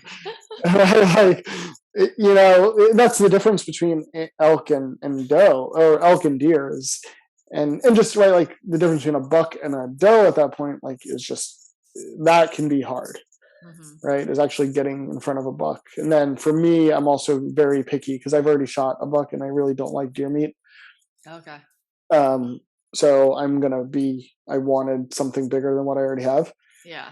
Even if I saw a buck, it wasn't definitely going to be a shooter. Yeah. But I was like, come on, like, let's go. We're gonna put a doe down for you first. This is your first hunt. We're gonna make sure it's a success. Yeah. And like he was definitely weary, and you could tell he was weary out there. And I'm just like, no, like we're gonna do it. And like you could tell he was just so weary about it. And I'm like, Yeah. yeah, like you can be weary, like just be ready to shoot when I tell you to shoot. Yeah. And we started in this one area and nothing, and then we heard like 2 gunshots. And I'm like, I'm telling you, they're here. And like deer are dumb. Yeah. They're like the rule is if you take a shot on a deer and you miss, reload, because they're just gonna stop.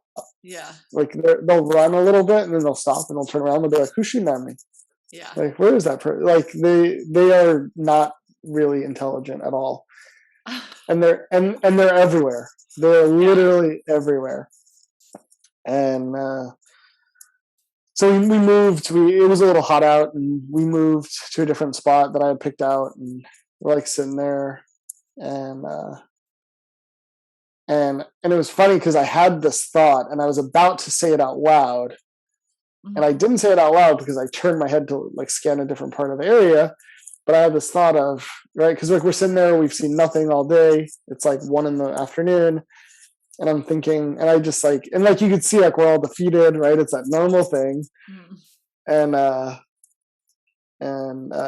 just had the thought of, just only takes one, and then the whole day changes. Like, and I turn before I said it, right? Like I'm thinking in my head, I turn, I look, and there's a doe standing out like 120 yards away. And I'm like, get your gun, get your gun. And I think she smelled us or something, or she saw us, because she's like, she wasn't running, but she was definitely moving at more of a hurried pace than normal. And so like we went on like a fun chase, like trying to chase that one, and then we ran into 3 more, and like we didn't get a shot. We didn't, right? Like we didn't get a shot off, right? Things could have worked out better, but I told him, I was like, look, I was like, deer are dumb. Like I kept saying this, like deer are dumb. They're not intelligent. And so the deer were coming over this ridge, and I was like, look, I was like, we chased them back to where they came from. I was like, it's likely that those deer want to get to where they wanted to go. Yeah. And they're going to go back. Mm-hmm. Right? Like that's what I mean. Like they're dumb. Like they're like, oh, you know what? It's been like an hour. Let's try going back there now. And so we went into town. We grabbed a burger, similar thing like to you. I was like, let's just like, we'll let the area cool off. We'll get some food in us. We'll come back. We'll come back to the same spot, and we'll just sit here for the night. And we come back. We sit, and of course, right at last light, 3 deer. Right, I don't know if it's the same 3 deer or not, but 3 deer come over the ridge again. And I was like, see, like I told you, like they're back. And I had my buddy grab his gun, and they're like 100. No, they're like 86 yards from us at this point. Yeah. I'm literally sitting on a rock, like in bright orange. And that's the difference between elk and deer. Is like elk see you, they're gone, right? Like once they know that you're there, you're gone. Deer, no. Like deer see you and they're like, hey, I see you. And then they like keep eating. And it's like I'm sitting on like this big rock and like totally exposed. And my buddy, I'm like, get your gun and have him move. I'm like, when I tell you to move, I want you to move. When I tell you to stop, I want you to stop. And we get him to like this log to set up on. Mm-hmm. And they just keep looking up at me. And then like they go back to eating. And then they keep looking up at me. Yeah, yes, exactly. With their big ears, right? They look up at me and they're like, oh, he's still there, all right. And they like go back to eating. And they keep looking at me and they go back to eating. And then finally he was presented a shot, and he took his shot, and he took a shot from like 75 yards. Nice. And yeah, it was great. And beautiful shot, beautifully executed shot. Yeah. Deer went down, and I saw it go down, so I was able to help show him where it went. Yeah. And he was so thrilled and he was so excited. Uh, And he told me, he's like, I didn't think that was going to happen. I'm like, no, I knew it was going to happen. yeah. Like, I totally knew it was going to happen. I was like, this is like shooting fish in a barrel. And so yeah, so it was really cool. So I say all that to say, like, you're gonna have a great deer hunt. Yeah. How long are you gonna be out for? I'm driving out today, and then Saturday, Sunday, potentially Monday, but I have to be back in Cody on Tuesday. So Cool.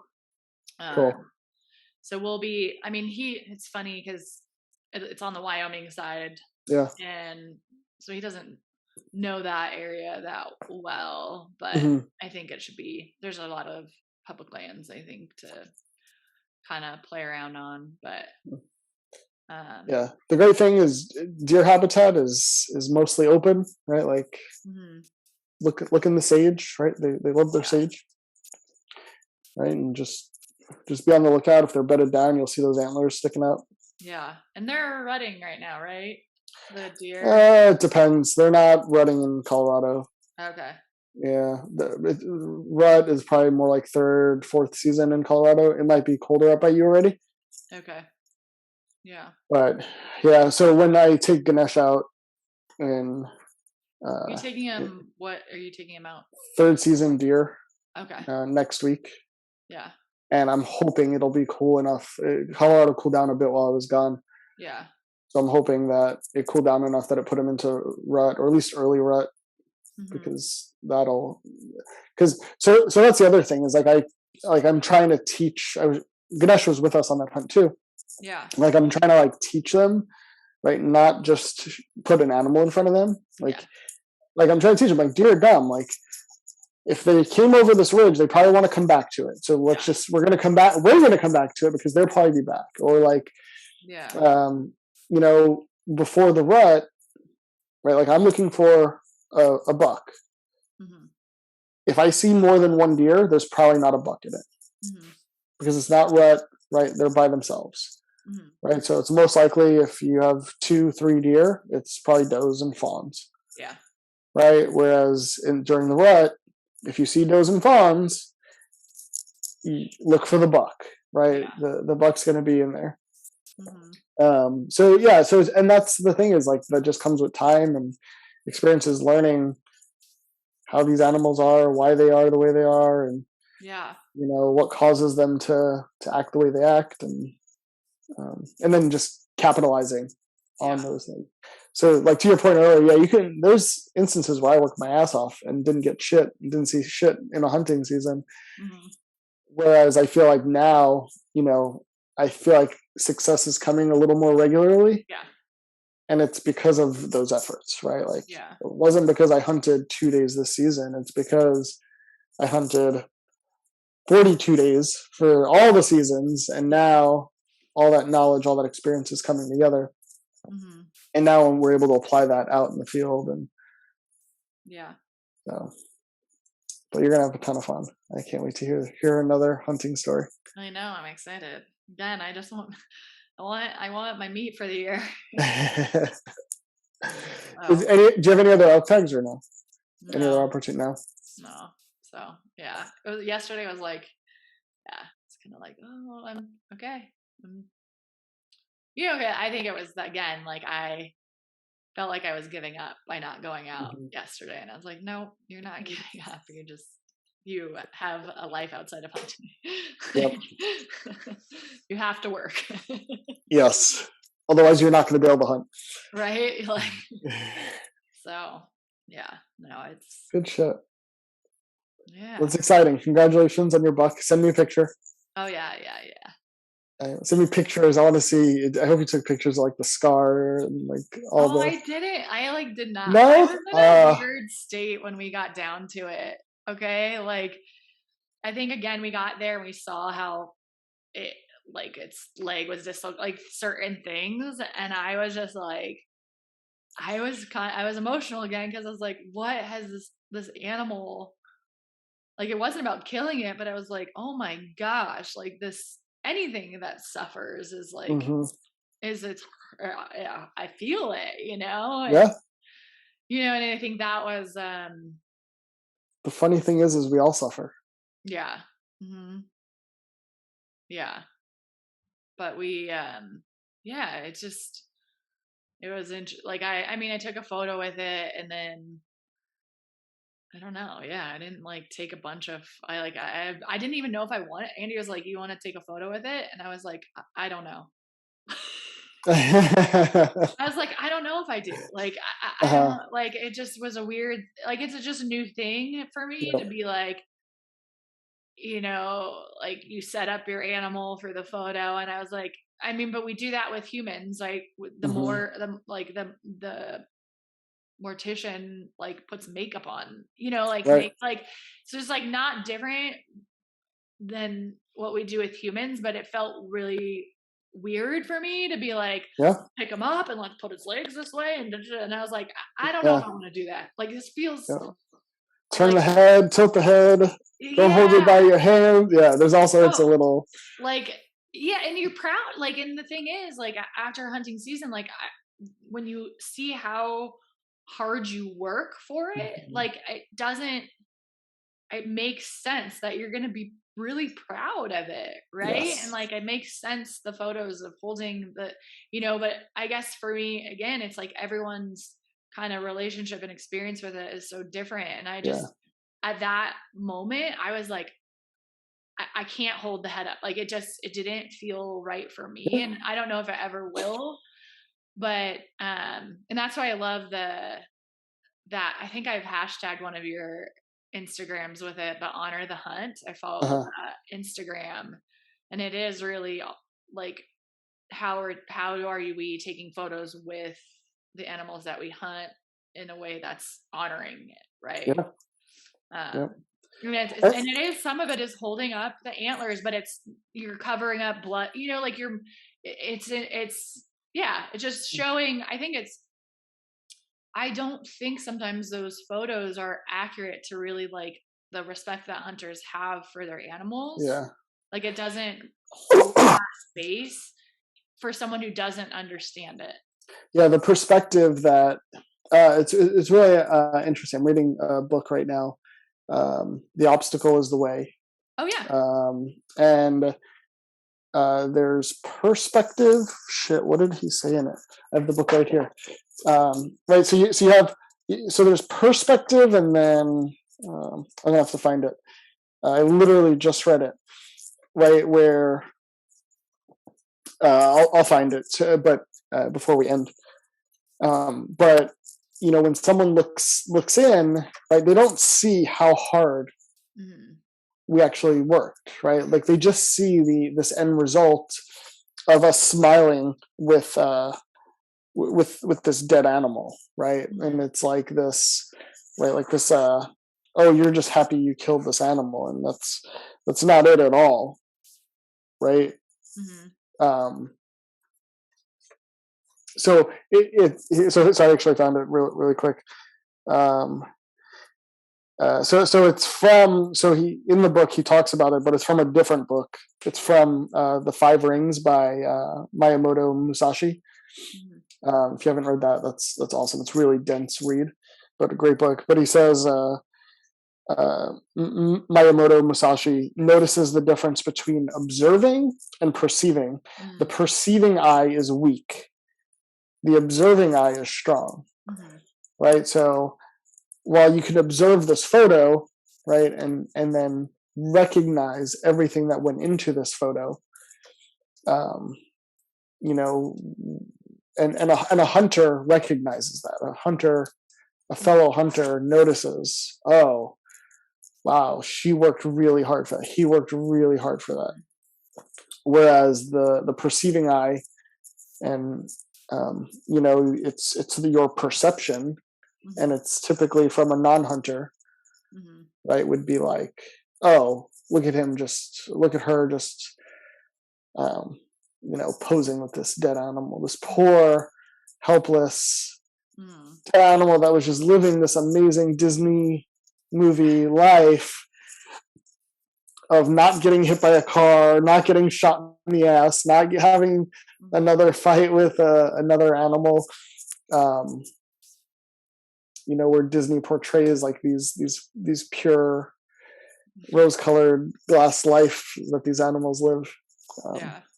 But yeah, And it's and that observing and perceiving is very like, I mean, that's so, it's a lot of, again, like with the yoga and like nidra, and it's, one is seeing something as it is too, right? And then the observing is just seeing it as it is with no meaning to it. right. Whereas perceiving is adding your story, and that's what everyone does, right? And so like all it is someone holding up the head of an animal. And then you get to perceive it as good, bad, disrespectful, egotistical, humble, hard work, survival, like there's the perceiving puts it into, as we talk about with landmark, like meaning making machines, right? And and I think there's a part on our side with everything, not just hunting, of like, do our best to present ourselves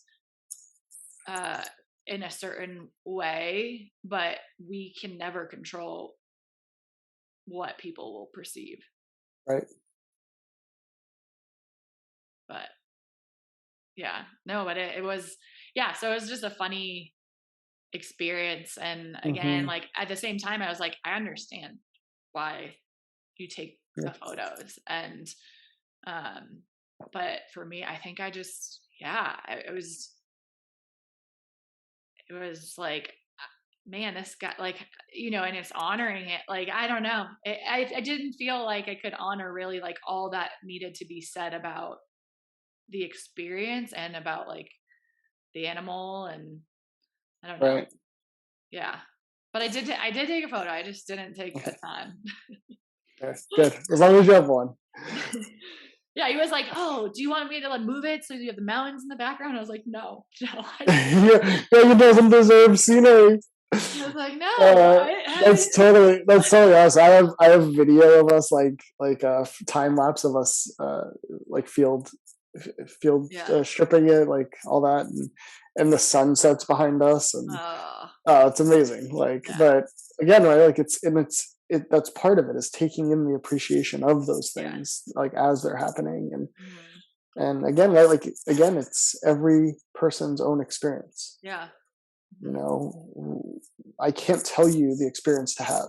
If I was with you, I would have made you take a picture whether you wanted to or not. I would have been like, I'm not going to let you regret this. Like, no. I wouldn't have made you hold the head or anything, but I would have been like, no, you're taking this picture because like, you're going to want proof, at least for yourself, right? Like, right? Like whether you post it on social, whether you share it with anyone, that's irrelevant. Like you're going to want, right, to be able to like that spark that memory by looking at that photo and be like, oh, like it's a great, great way to keep your memories.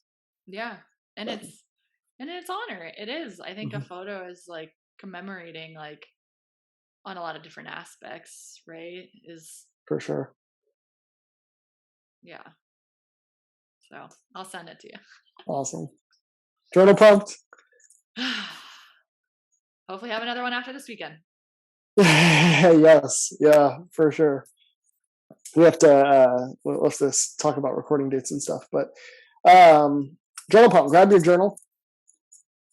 And write about just, the normal stuff. Write about what you heard in this episode. And if you're not a hunter and you made it this far through this episode, if you've listened to other hunting episodes, maybe write about your experience of like what you're hearing as a non-hunter.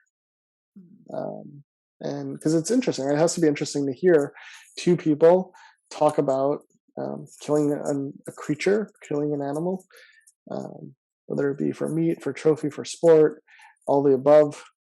Write about how that makes you feel. Maybe a family that's hunting. Maybe you want to get into hunting and you're like, how do I do that? Yeah, just write about your feelings, write about, right? Like, do you have experiences that have made you feel like what we've talked about, right?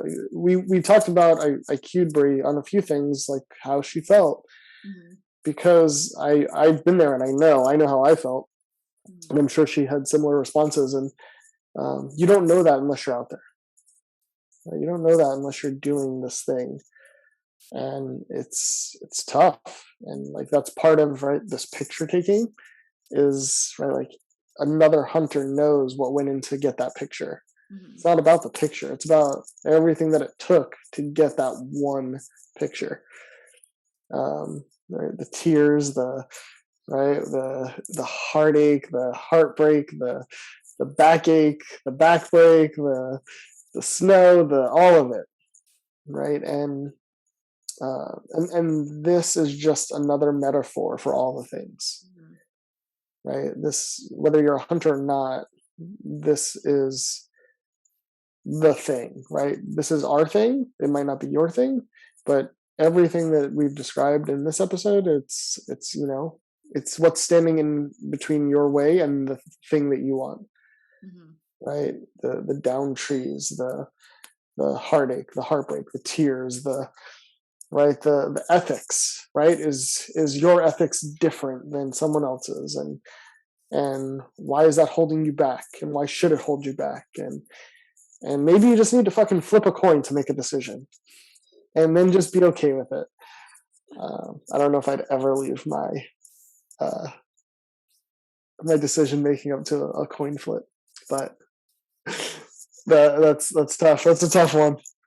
But right about that. Better than being stuck in analysis paralysis. Yeah, for sure. Because there's no wrong way. Like, that's the whole thing. Is like, there was no right or wrong answer there. Yeah, there were just trade-offs. So it's like, well, yeah. And that's the thing, right? I said it multiple times this episode. There's no right answer. You don't know what the right answer is. Like the goal is to get meat in the freezer, but you don't know which path to choose that's going to get that. And Brie didn't choose the right path this time, right? Like, that's just what it is. And she did with the antelope, and she's going to do it with deer. I know she is. So write about that. Write about, like, maybe you're in business and you don't know what the right decision is. You just need to act. That's the key thing, is you just need to take action. And then just when it doesn't work, take more action and get out there and learn. And again, as always, if you have questions about us hunting, or reach out to us. We want to hear from you. But yeah, other than that, Brie was awesome. I don't know if you have anything to add, but it was amazing talking to you as always. Yeah, it was great catching up and chatting life lessons of hunting. For sure. We have to write a book, Zen and the art of hunting. Yeah, right. Yeah, totally. All right. Good chatting. Yeah, good chatting. Till next time. If you want to follow us and our adventures, you can find both of us on Instagram. I'm at Brie Allison. That's BreAllison. And I am at The Life of Alan Tatone, underscores between each word. To check out our offerings, yoga, one-on-one trainings, workshops, retreats, and a recorded library, you can find the info on our website, thehunterandthehippie.com. If you have questions for the podcast, about the podcast, feedback, suggestions, or just want to say hi or find ways to work with us, our email is thehunterandthehippie@gmail.com. And don't worry, all of this will be in our show notes. Thanks for tuning in. Hopefully you weren't tuned out. To the Hunter and the Hippie podcast.